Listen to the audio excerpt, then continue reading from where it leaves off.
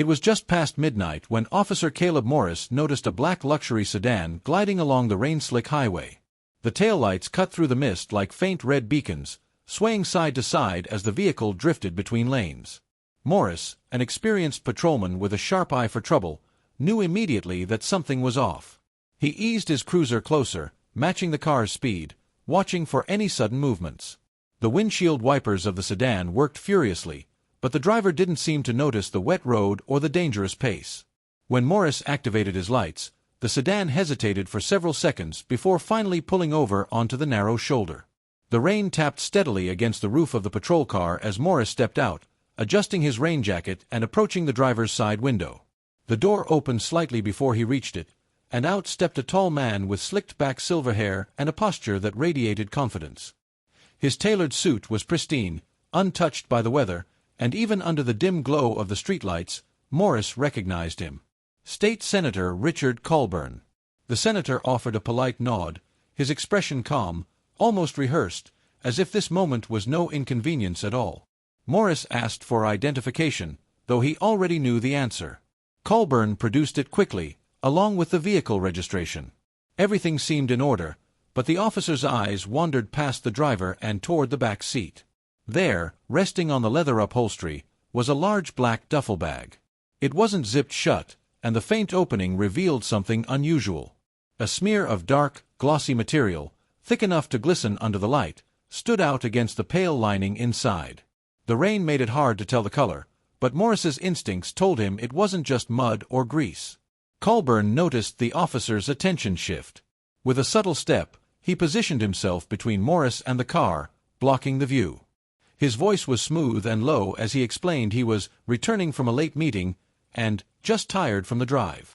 The words sounded harmless, but the timing and his careful movements only deepened Morris's suspicion. The officer considered asking him to open the bag right there, but something about the senator's composed demeanor made him hesitate. Instead, Morris asked a few more routine questions, all the while keeping the duffel bag in the corner of his vision. The bag seemed to have shifted slightly since he first saw it, as though it had been moved or adjusted during the stop. The rain grew heavier, running in rivulets down the side of the sedan. Somewhere in the distance, a semi-truck's horn echoed across the empty highway. Morris knew his Bodycam was recording every detail, the glances, the positioning, the strange tension that hung in the cold air. To anyone watching later, it would look like a routine stop at first. But the longer it went on, the more the unease would seep through the footage. Neither man raised his voice, but the silence between their words seemed louder than the rain. Morris had no way of knowing that this footage would soon vanish from evidence and become the center of a political storm. Do you want me to expand Chapter 2 in the same 500-word style next so the suspense builds naturally? 2 days after the rain-soaked traffic stop, Officer Caleb Morris was found dead in his apartment. The official report moved quickly through the department, stating it was a suicide caused by a single gunshot wound. But something about the details didn't sit right. Neighbors said they had seen him earlier that evening bringing in groceries, laughing with a friend on the phone. His kitchen counter still held fresh food bags, half unpacked, as if he had been interrupted. The scene didn't carry the stillness of a planned ending. It felt like a life suddenly cut short. The news hit the department quietly, almost uncomfortably. His fellow officers didn't hold a press conference, and no public statement was released beyond a few short lines in the local paper. Whispers began to circulate in the break rooms and hallways, but nobody spoke too loudly.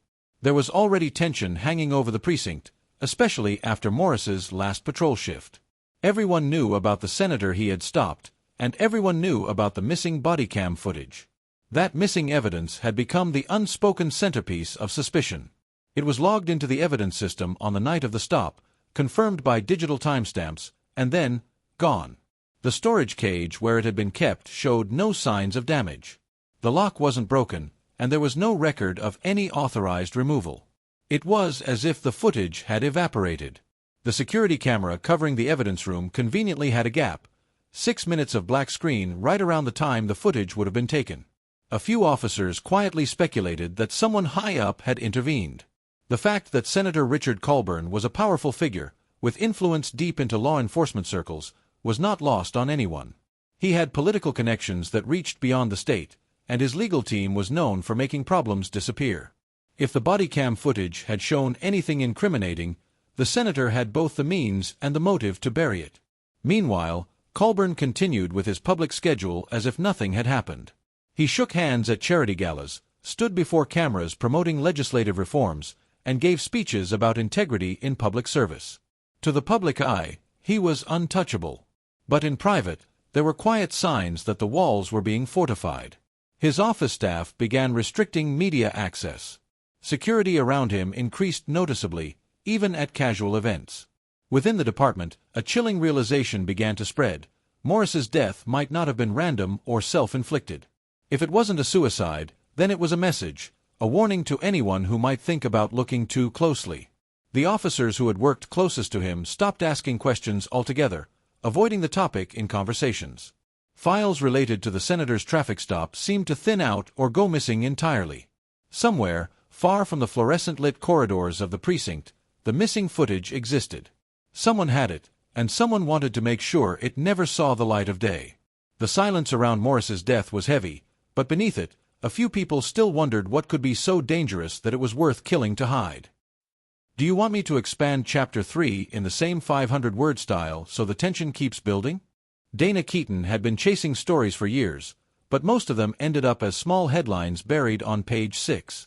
The anonymous envelope she found on her desk that morning was different.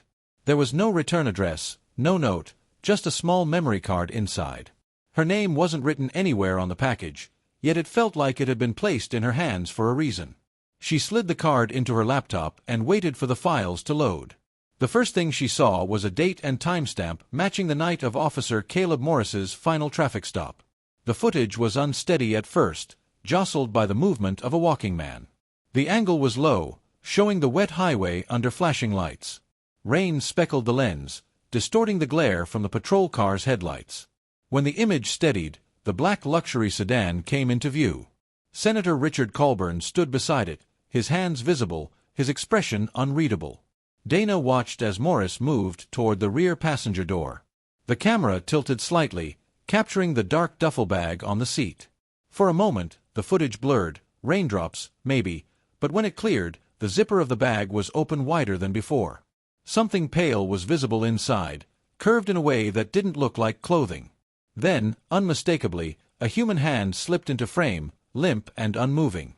The footage jumped suddenly, as if a portion had been removed. The audio was gone entirely for several seconds, replaced by a faint hiss. When the video returned, Colburn was standing closer to Morris, partially blocking the view of the car's interior. His stance was firm, like a man protecting something he didn't want revealed. The last seconds of the clip showed Morris looking directly into the lens before static swallowed the screen. Dana leaned back, heart pounding. If this footage was real, it could destroy one of the most powerful political figures in the state. But she also knew what had happened to Officer Morris. The timing was too precise, the circumstances too suspicious. Whoever had given her this evidence had done so at great risk. She ran the video again, this time slowing it down. The rain obscured details, but the outline of the hand was undeniable. On the wrist, barely visible, was something metallic, a thin band glinting under the light. Dana cross-referenced it with missing persons reports and found that a young political aide named Laura Ames, missing for 3 weeks, had been last seen wearing a gold bracelet almost identical to the one in the video. The implications were enormous. This wasn't just a case of a politician hiding an accident or scandal. This could be linked to a disappearance that had gripped the city for weeks. Dana understood that releasing the footage would put her directly in the line of fire. Still, she made encrypted copies, storing them on multiple drives, and locked one in a safe. She didn't know yet how she would share it, but she knew the moment had to be timed perfectly.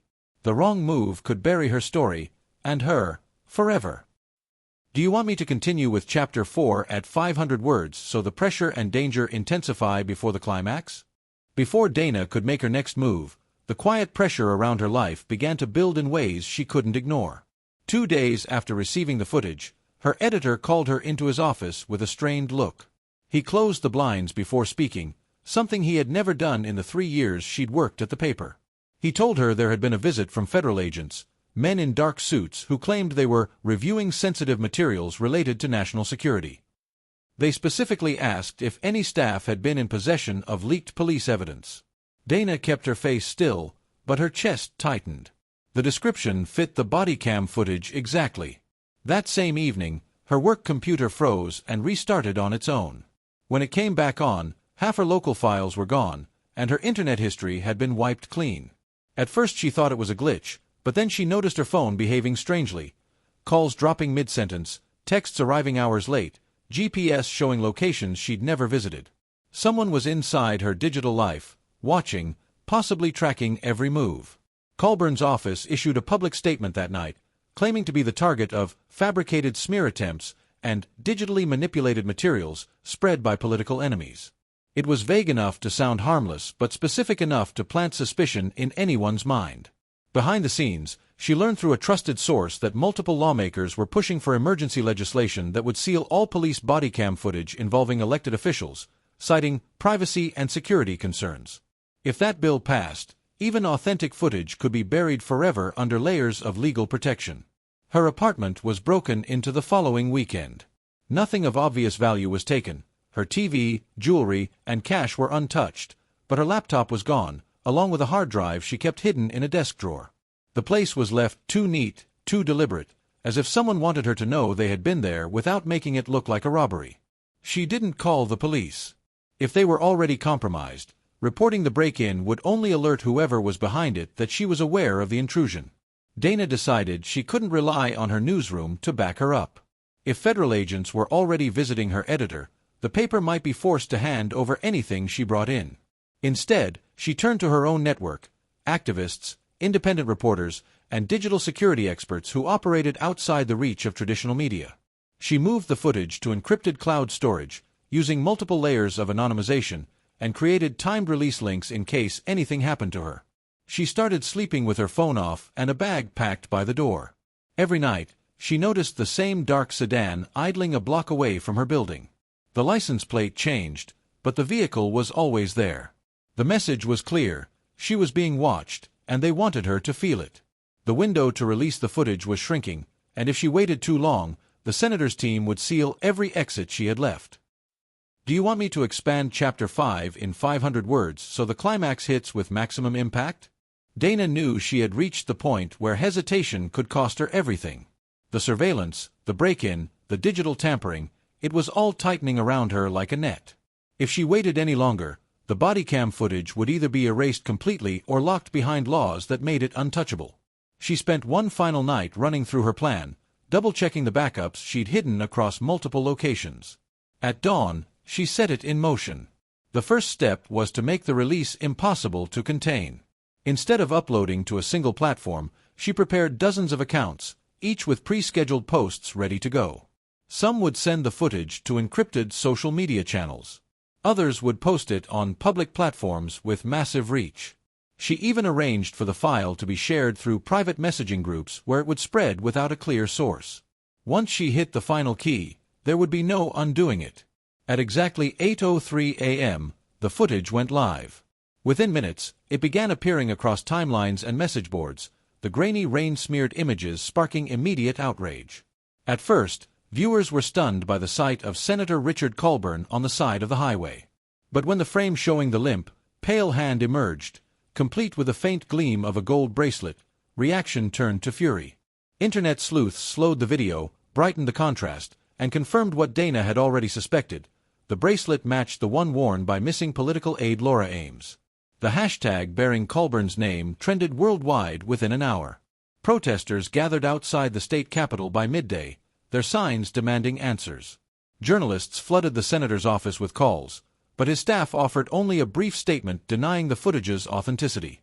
Colburn himself appeared at a press conference, pale and tense, claiming he was the victim of a coordinated digital forgery designed to dismantle his career. But the more he spoke, the more defensive and cornered he appeared. Behind the public spectacle, the real damage was already unfolding. The release prompted an independent investigation, one that couldn't be controlled by the usual political channels. Detectives began re-examining the night Officer Morris died, looking into every missing second of the body cam footage and every unusual action taken by the precinct afterward. Evidence began to surface: documents showing that several pieces of key evidence in unrelated cases involving political figures had quietly disappeared over the past decade. Dana stayed hidden during the first week of chaos, monitoring events through secure devices. Her location remained private, but she knew her safety was not guaranteed. There were still forces that wanted her silenced, but now the footage was beyond their reach. It was copied, downloaded, mirrored, and stored by thousands of people around the world. Erasing it was no longer possible. By the end of the month, Senator Colburn's political career had collapsed. The protests hadn't stopped, and neither had the investigation. The truth had torn a hole in the carefully maintained image of untouchable power, and from that moment forward, every hidden crime connected to him would be dragged into the light. It had all started with a rainy night, a traffic stop, and a body cam the public was never meant to see.